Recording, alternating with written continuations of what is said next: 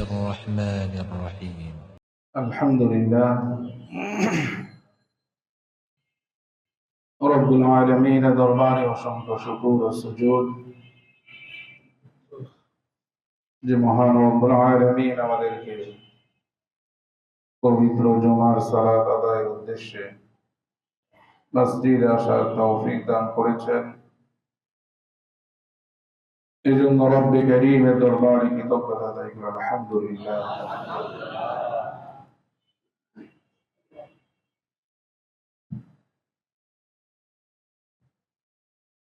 মুহতারাম হাজিরিন, যে বিষয়টি আজকে বলতে যাচ্ছি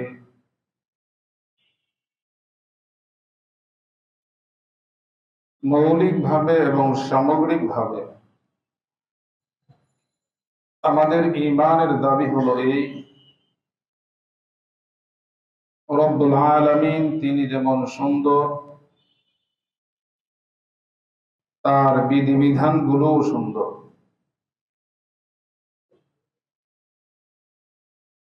অনেক সময় এমন হয় ইসলামিক বিধিবিধানগুলো যখন কেউ পালন করতে চায়, ইসলামী বিধানের অনুসরণ করতে চায়, তখন আমাদের সামাজিক ব্যবস্থা, আমাদের মেজাজ, আমাদের রুচিবোধ ইসলাম সম্মত না হওয়ার কারণে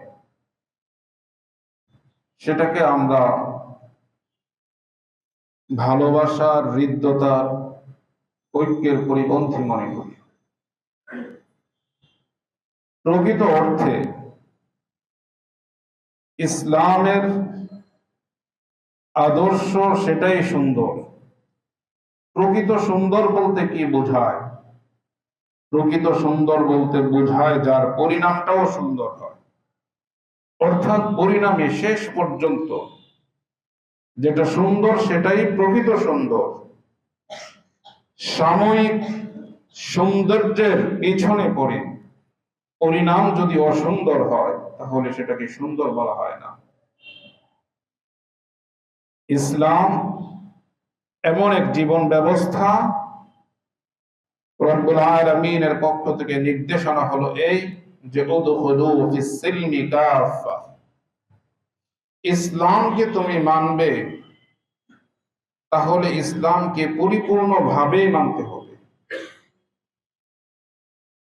সর্বক্ষেত্রে ইসলামকে অনুসরণ করতে হবে, ইসলামকে প্রাধান্য দিতে হবে। যে কোনো সিদ্ধান্ত আমার জীবনের যে কোনো প্রেক্ষাপটে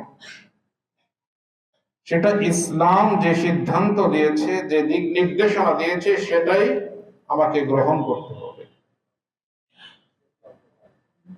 আফাতুমিনুনা বিবাদিল কিতাবি ওয়া তাকফুরুনা বিবাদ, যে কিছু বিষয় ইসলামের তোমরা মেনে নিবে আর কিছু বিষয় থেকে তোমরা দূরে সরবে।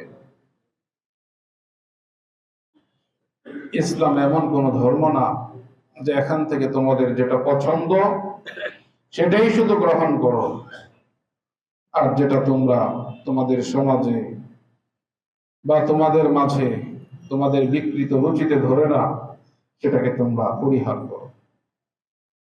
ইসলাম যার মেজাজে, যার রুচিতে ধরে না তার রুচিটাই হলো বিকৃত রুচি। যেখানে ইসলামের সাথে আমার মেজাজের, আমার রুচিবোধের সংঘর্ষ হবে তখন বুঝতে হবে যে আমি বিকৃত রুচির অধিকারী, রুচি নষ্ট হয়ে গেছে।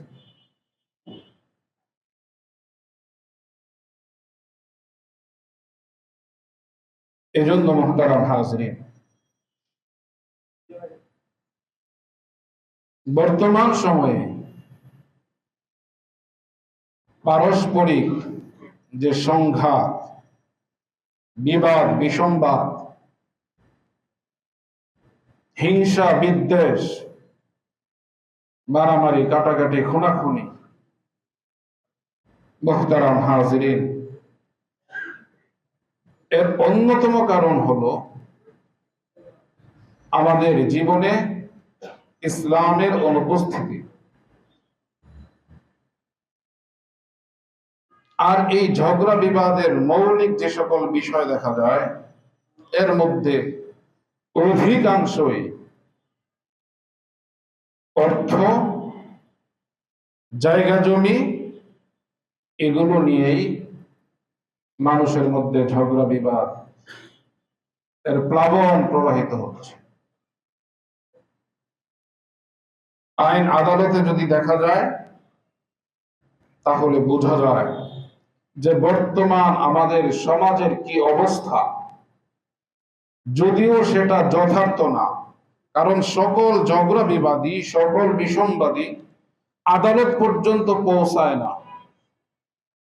বরং আদালত পর্যন্ত খুব কমই পৌঁছায়। তারপরেও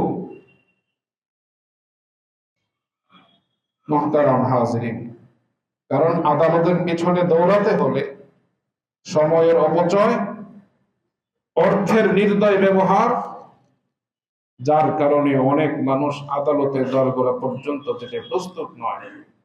পারস্পরিক নিজেদের মধ্যে নিজেদের সামর্থ্য অনুযায়ী প্রত্যেকের উদ্দেশ্য হাসিল করার জন্য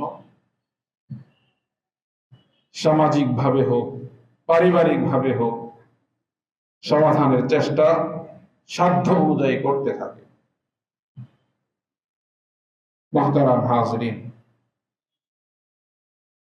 রাসূল করিম সাল্লাল্লাহু আলাইহি ওয়াসাল্লামের উপদেশ হলো উম্মার জন্য যে দেখো, তোমরা জীবন যাপন করবে, সহাবস্থান করবে, বসবাস করবে পরস্পরে ভাই ভাইয়ের মতো, একে অপরের প্রতি শহীদ হবে, আন্তরিক হবে, উদার হবে, সহানুভূতিশীল হবে। কিন্তু যখন তোমরা পারস্পরিক কোনো লেনদেন করো, তখন তোমরা এই লেনদেনটা করবে সম্পূর্ণ অপরিচিত ব্যক্তির মতো। লেনদেনের বেলায় একে অপরকে তোমরা যেন চিনো না, ঠিক সেভাবেই তোমরা লেনদেন করবে। কোরআনে কারীমের মধ্যে রব্বুল আলামিনের নির্দেশনা, ইদা তাদায়ানতুম বিদাইন ইলা আজালিন মুসাম্মান ফাকতুবু, যখন তোমরা লেনদেন করো, ঋণ দাও বা ঋণ নাও, তখন তোমরা সেটা লিখে রাখো। মুহতারাম হাজরিন, অর্থের ঋণের বেলায় লিখে রাখতে বলা হয়েছে। ইমানদারদেরকে বলছেন, আমানু ইদা তাদায়ানতুম, যে ইমানদারেরা তোমরা যখন লেনদেন করো, কাউকে ঋণ দাও বা ঋণ নাও, সেটা তোমরা লিখে রাখো। যে এই ঋণ কত দিনের জন্য দেয়া হলো, কত দিনের জন্য গ্রহণ করা হলো, এর সময় লেখা থাকবে, নির্ধারিত সময়। এই ঋণ পরবর্তীতে কিভাবে পৌঁছানো হবে, ঋণ দাতা সংগ্রহ করবে না ঋণ গ্রহীতা নিজে পৌঁছে দিবে, প্রত্যেকটা বিষয় সুস্পষ্ট ভাবে লিখে রাখো। মুহতারাম হাজরিন, পরিচ্ছন্ন কারবার, এর মাধ্যমেই ঝগড়া বিবাদ নিরসন করা সম্ভব। কিন্তু দেখা যায় অবস্থা হলো এই যে আমরা শরীয়তের এই বিষয়টাকে খুবই সাধারণ মনে করছি, আর সাধারণ মনে করে অসাধারণ প্রতিবন্ধকতার শিকার আমরা হচ্ছি প্রতিনিয়ত।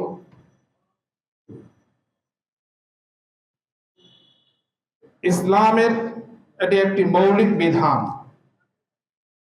মানুষ সামাজিক জীব, সমাজবদ্ধভাবে মানুষের বসবাস করতে হলে একে অপরের সহযোগিতা প্রয়োজন। কোন মানুষ সে তার প্রয়োজন মেটাতে সে যথেষ্ট নয়, তাকে অপরের সহযোগিতা নিতে হয়।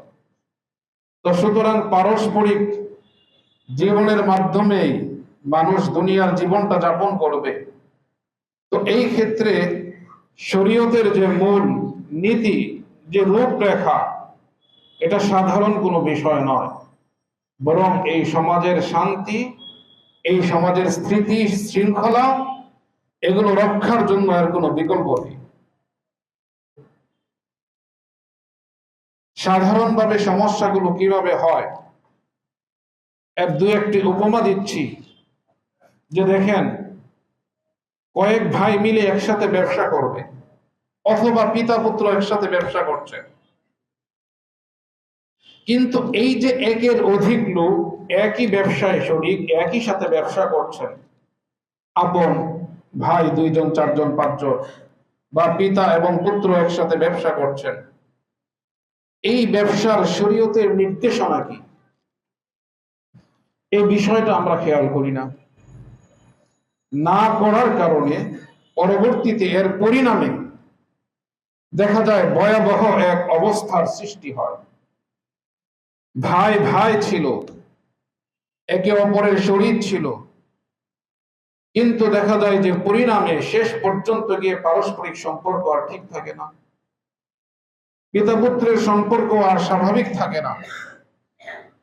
ইসলামের নির্দেশনা হলো যখন নাকি তোমরা কয়েক ভাই মিলে বা পিতা পুত্র মিলে একসাথে ব্যবসা প্রতিষ্ঠান পরিচালনা করো, তখন এই ব্যবসায় কার কি অবস্থান, কার কি দায়িত্ব, এগুলো লিখে রাখো। এবং এই ব্যবসার প্রফিট এটা কিভাবে নিবে, প্রত্যেকেই কি ব্যবসার অংশীদার, না ব্যবসা একজনের, অন্যরা মাসিক বেতনের ভিত্তিতে এই ব্যবসায় শ্রম দিচ্ছে? মুহতারাম হাজিরিন, বেতনের ভিত্তিতে হলে বেতন কত, না পুত্র পিতার শুধুই মাত্র সহযোগী হিসাবে সময় দিয়ে যাচ্ছে? এই বিষয়গুলো পরিষ্কারভাবে লিখে রাখবে এবং এগুলোকে সংরক্ষণ করবে। যদি লিখে রাখা না হয়, সংরক্ষণ করা না হয়, মুহতারাম হাজরিন, তখন কি অবস্থা দেখা যায়? দেখা গেল যে পিতার সাথে তার এক সন্তান ব্যবসা করছেন, আরো অন্য সন্তানরা ভিন্ন কাজ করছেন, চাকরি করছেন বা অন্য কোনো ব্যবসা প্রতিষ্ঠানে তারা সময় দিচ্ছেন। পিতার সাথে পুত্র সময় দিচ্ছেন, ব্যবসা করছেন বেতনের ভিত্তিতে, না ব্যবসার অংশীদার হিসাবে, না শুধুই মাত্র পিতার সহযোগী হিসাবে? তিনটার কোনো বিষয় উল্লেখ নেই। তো দেখা গেল যে এক সময় পিতা ইন্তেকাল করলেন। ইন্তেকাল করার পর এখন যেই পুত্র এই পিতার সাথে ব্যবসা কাজে সহযোগিতা করেছেন, এই ব্যবসা দেখভাল এখন কে করবে? এক। দ্বিতীয়ত, মুহতারাম হাজিরিন, এই ব্যবসার মালিকানা কার?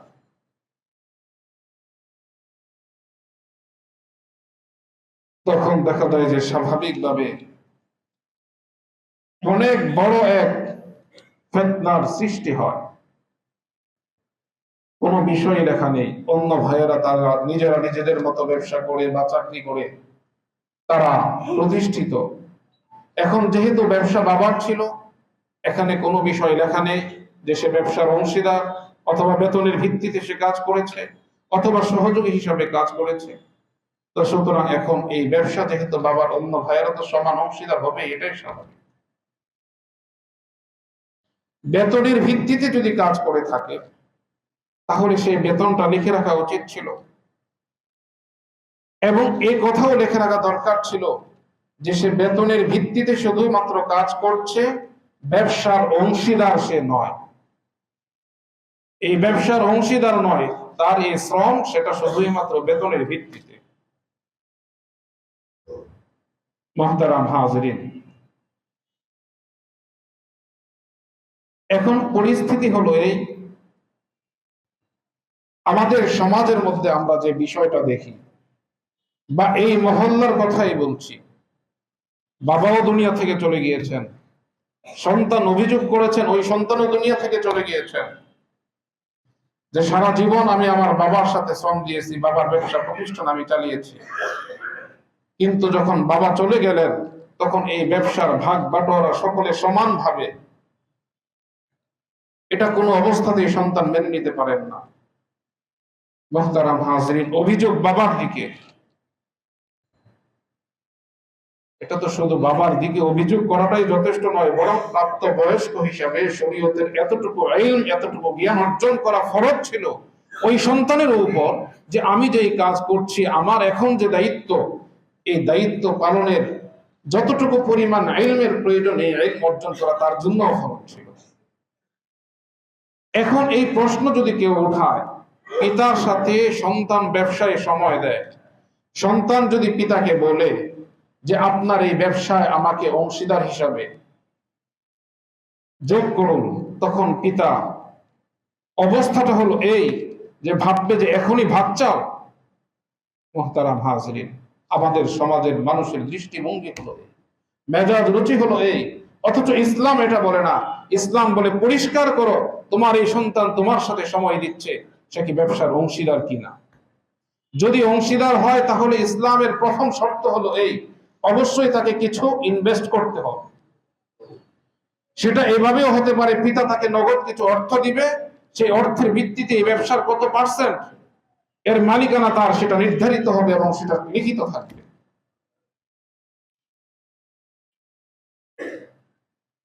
অন্য ভাইয়েরা বলবে, বোনেরা বলবে যে তাকে ব্যবসার অংশীদার বানিয়ে দেওয়া হচ্ছে, এখনই সে ব্যবসার মালিকানা চায়। বাবার ব্যবসা করে সকল খরচ বাবা নির্বাহ করছেন, আবার পৃথকভাবে সে বেতনের দাবি করছে। মুহতারাম হাজরিন, এই বিষয়গুলো এমন, আমাদের সমাজের অবস্থাটা এমন হয়ে গেছে, এই বিষয়গুলোকে আমরা ভিন্নভাবে দেখি। এটাকে পারস্পরিক আন্তরিকতা, হৃদ্যতা, সৌহার্দ্যের প্রতিবন্ধক মনে করি। প্রকৃত অর্থে পরিণামে দেখা যায় আমাদের এই মনে করাটাই ভুল। বরঞ্চ যদি এইভাবে এটা লিখিত থাকতো তাহলে পরিণামটা সুন্দর হতো। বাবা থাকতো না, ভাই ভাইদের মধ্যে ঝগড়া বিবাদ হতো না। ওই যে চুক্তিপত্র যেটা আছে সেটা সামনে নিয়ে সকলে খুব সহজভাবে সুন্দরভাবে পারস্পরিক প্রত্যেকের অধিকারটা সকলে বুঝে নিতে পারতো, কোন ধরনের ঝগড়া বিবাদ বিসংবাদ ছাড়াই। কিন্তু সেই পথটাকে আমরা বন্ধ করে দেই, ভালোবাসার ঐক্যের পরিপন্থী, উদারতার সহিষ্ণুতার পরিপন্থী বলে। প্রকৃত অর্থে প্রকৃত উদারতা কাকে বলে, প্রকৃত সৌন্দর্য কাকে বলে, সে বিষয়টা আমরা বুঝতে চাই না।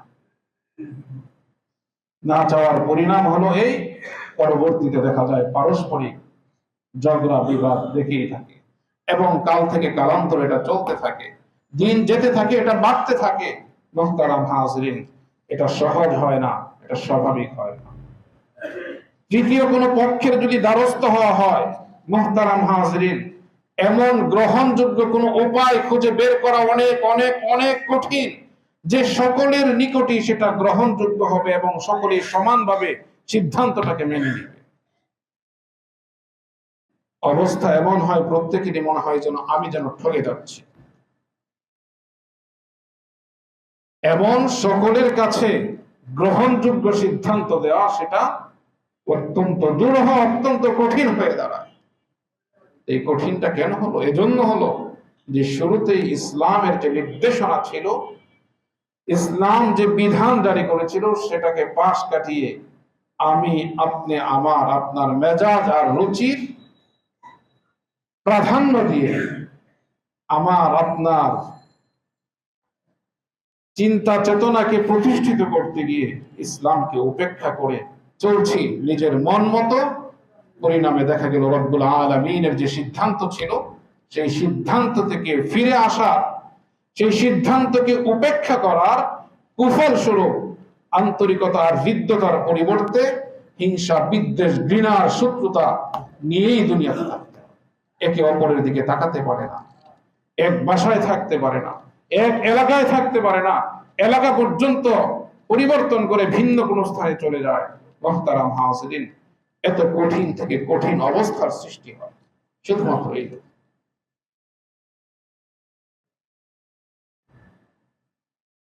দেখেন, মধ্যবিত্ত যারা আছে,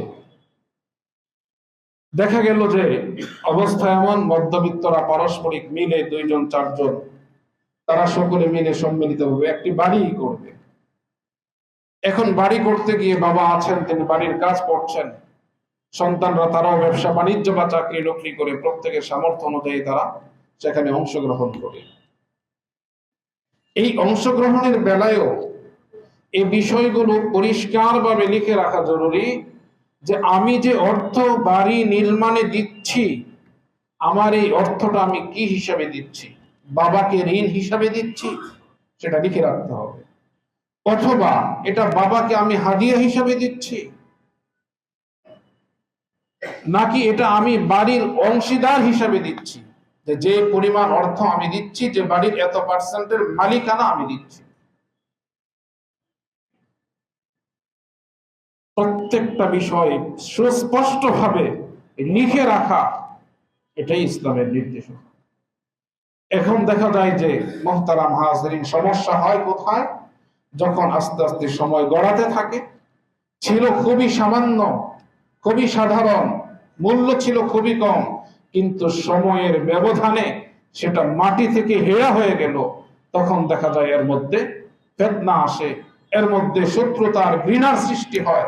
মুহতারাম হাজিরিন, কিন্তু প্রথমেই যদি লেখা থাকতো যে আমি এটা দিয়েছি বাবাকে ঋণ হিসাবে, তাহলে আমি যা দিয়েছি সেটা পরিশোধ করে দেয়া হতো। মুহতারাম হাজিরিন, অথবা আমি দিয়েছি হাদিয়া হিসাবে, তাহলে সেটা তো সেখানেই শেষ। আর যদি অংশীদার হিসাবে দিয়ে থাকে, তাহলে দিন যাতে যেতে থাকবে, এর মূল্য বাড়তে থাকবে। ঠিক ওই অংশীদার হিসাবে দেওয়ার কারণে তার এটাও ঠিক তেমনি বাড়তে থাকবে। কিন্তু এই বিষয়গুলো আমরা ভাবি না। না ভাবার কারণে মুহতারাম হাজিরিন, আমাদের সমাজের মধ্যে এ ধরনের সমস্যার সৃষ্টি হচ্ছে। পরিবারের বড় কোনো ব্যক্তি ইন্তেকাল করলেন, ইন্তেকালের পর ওয়ারিশ যারা আছেন, উত্তরাধিকার হিসাবে যারা আছেন, তার মিরাজ থেকে পরিত্যক্ত সম্পত্তি সেটা ভাগ বাটোয়ারা হবে, অনতি বিলম্বে হবে। এটা ইসলামের নির্দেশনা। কিন্তু এই কথা কে বলবে? পরিবারের যে কোনো সদস্য বলো, তখন এটা নিয়ে আলোচনা সমালোচনা হতে থাকে, মানুষ ধিক্কার দিতে থাকে, ঘৃণা করতে থাকে। এখনো তার বাবার কাফনের কাপড় পুরাতন হয়নি, এখনই ভাগ বাটোয়ারা নিয়ে বসে যাচ্ছে। মুহতারাম হাজিরিন, আমাদের সমাজের অবস্থাটা তো এই। কিন্তু সময়ের ব্যবধানে মিরাস হিসাবে তিনি যা রেখে গেলেন, এটা যদি সাথে সাথে ভাগ বাটোয়ারা না হয়,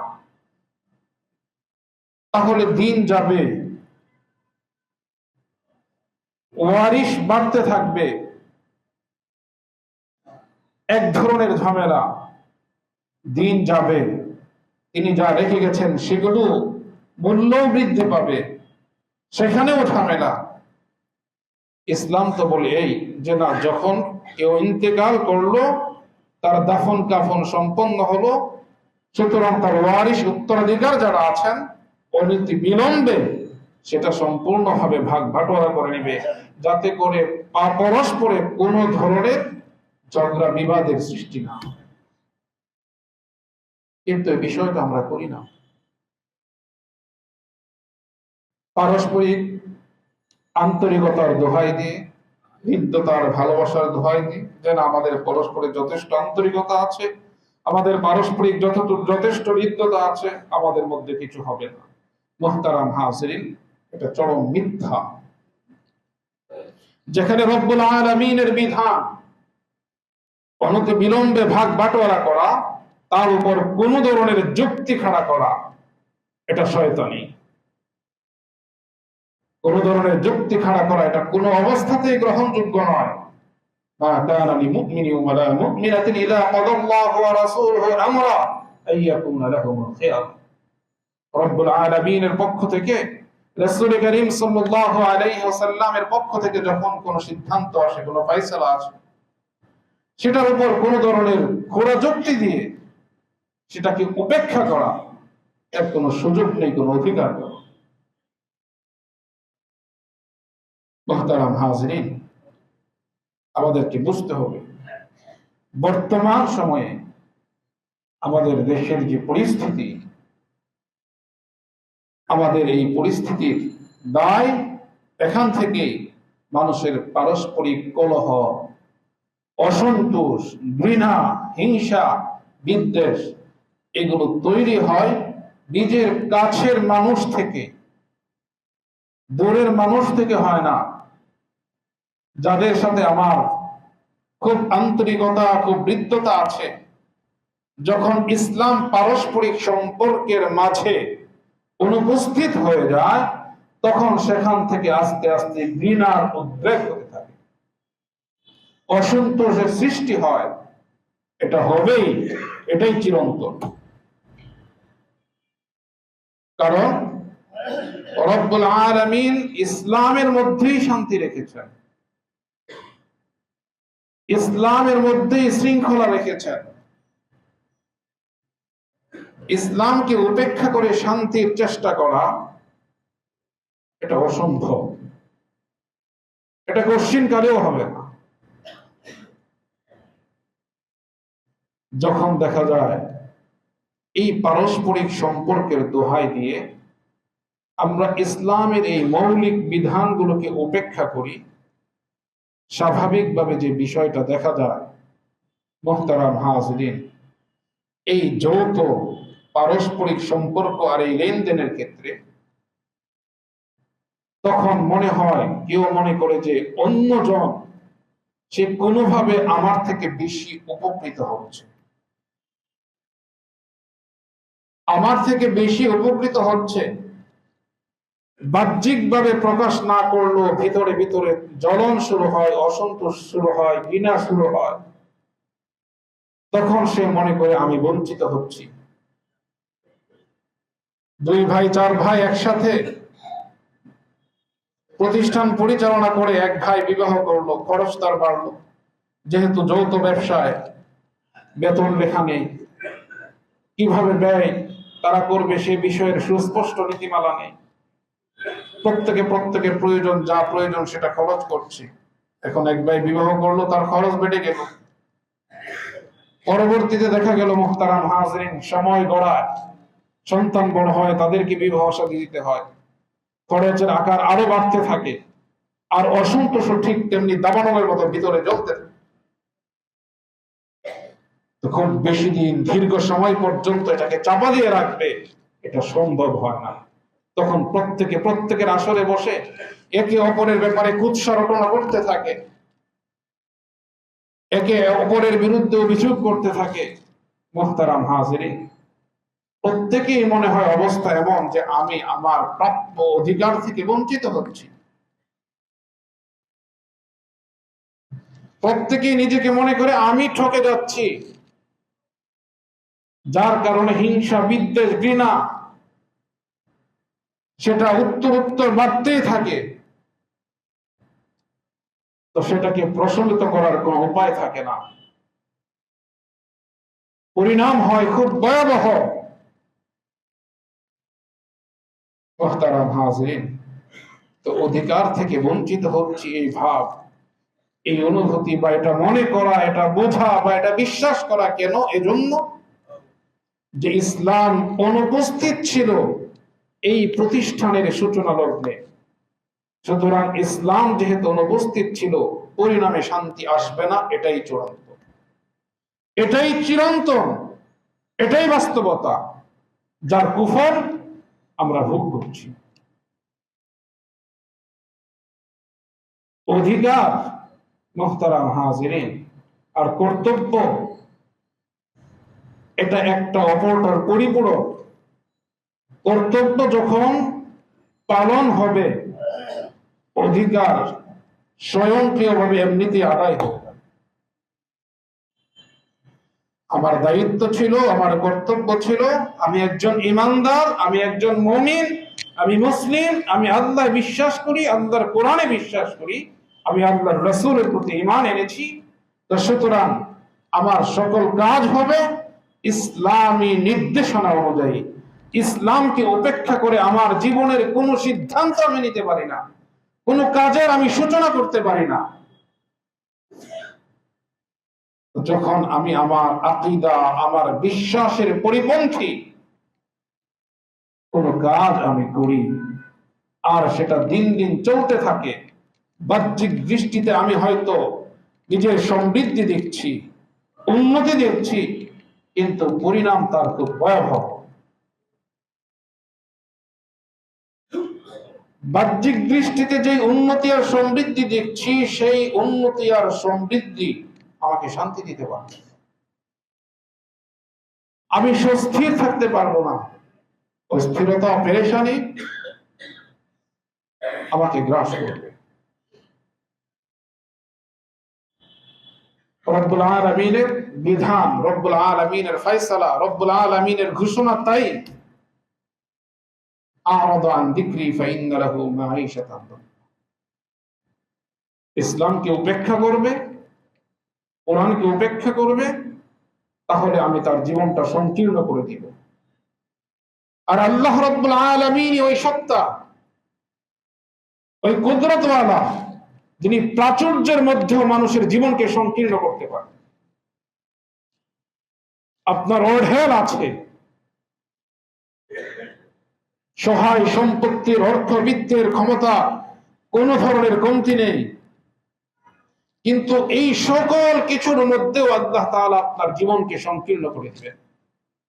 যেদিকে তাকাবেন সেদিকে অন্ধকার, যেদিকে তাকাবেন কাউকে বিশ্বাস করতে পারবেন না, কারোর প্রতি আস্থা রাখতে পারবেন না।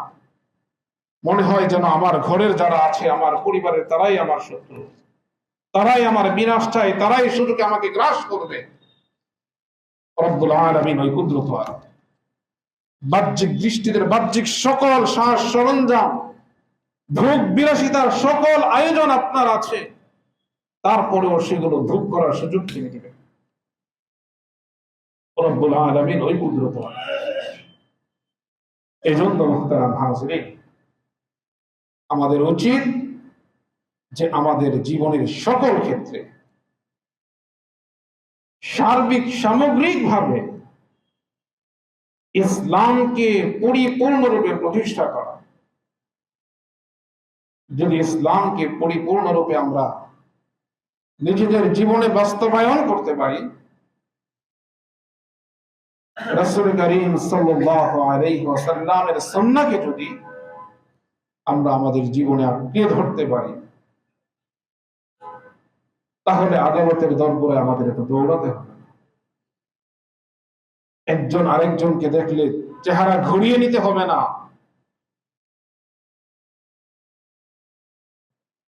কোন অসহায়, কোন দুস্থ এই সমাজে তার অভাব মোচনের জন্য মানুষের দাঁড়িয়ে দাঁড়িয়ে তাকে ঘুরতে হবে। নিজের আপনজন, আত্মীয় স্বজন, তাদের পরিচয় দিতে কুণ্ঠাবোধ হবে না। অবস্থা তো এই মুহতারাম হাজিরিন। দুনিয়ার হাইসিয়তে, দুনিয়ার হিসাবে পার্থক্য হওয়ার কারণে নিজের আপনজনের পরিচয় দিতেও এই সমাজে এমন অনেক কুলাঙ্গার আছে মানুষের আকৃতি, যারা তাদের পরিচয় দিতে কুণ্ঠাবোধ করে, লজ্জাবোধ করে। প্রচুর অর্থবিত্তের মালিক, কিন্তু ভাই, আপনজন, চাচা, তারা খুবই দরিদ্র। এখন তার পরিচয়টা সে দিতে পারছে না, যথাযোগ্য সম্মান আর মর্যাদা তাকে দিতে পারছে না। সমাজের লোকচক্ষুর লজ্জার কারণে ধিক্কার ওই সমাজকে, যে সমাজ ভাইয়ের প্রাপ্য মর্যাদা দিতে আমাকে কুণ্ঠাবোধ করতে শিখায়, ওই সমাজকে, যে সমাজ চক্ষু লজ্জার নামে আপনজনকে ভুলিয়ে দিতে শেখায়, আপনজনকে তুচ্ছ তাচ্ছিল্য করতে, হেয় করতে, অপমান করতে, পরিচয় গোপন করতে শেখায়। মুহতারাম হাজিরিন, আমরা সকলেই চাই ভালো থাকতে, সকলেই চাই যে আমাদের জীবনটা সুন্দর হোক, জীবনে সুশৃঙ্খল ফিরিয়ে আসুক।